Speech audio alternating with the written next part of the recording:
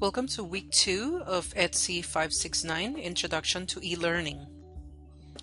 For week 2, we have two topics. The first one is going to be assessment, and the second one is going to be e-learning technologies.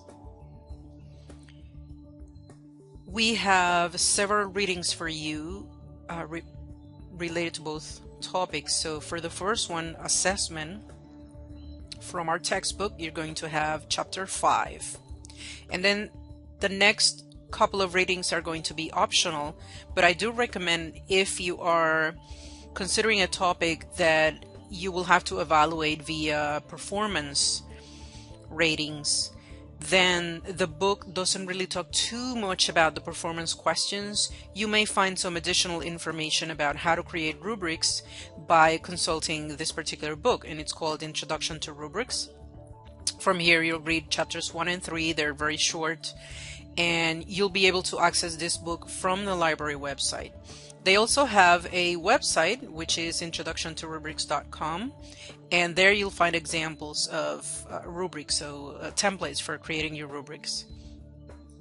Then the second book that I'm going to recommend, again, it's optional for those of you who feel like you need to strengthen your knowledge about rubrics and about performance tests.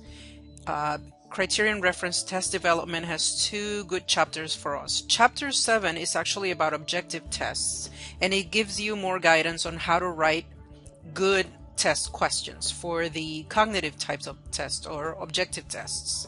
But then chapter 8 talks about performance types of questions and different ways in which you can create instruments to evaluate performance. So these last two are really optional, but you should consult them in case you're considering creating performance tests which need to be evaluated by rubrics.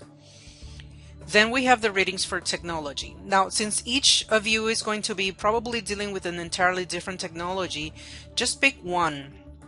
Think of the kind of technology that you'll be using for the project, or maybe the kind of environment you would like to create.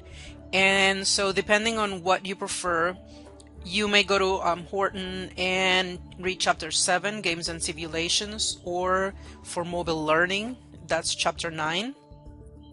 Horton also has a chapter for designing for the virtual classroom, and that's chapter 10. For those of you who are really considering looking at tools specifically designed to author e-learning content, this report, which is available on the readings link of our course website, has a introductory information about the different types of options you have. They provide a definition of each, and also a lot of different pieces of information related to what people are using and what they want to use. And it talks about different kinds of industries. It talks about different kinds of options, what they use versus what would they like to use, what would they prefer. And so now this is a very long report, so you don't want to basically just read the whole thing. You basically want to pick and choose, maybe read the executive summary and then browse to take a look at the graphs that appear throughout. It will be very easy to grasp the content of it if you just skim through it.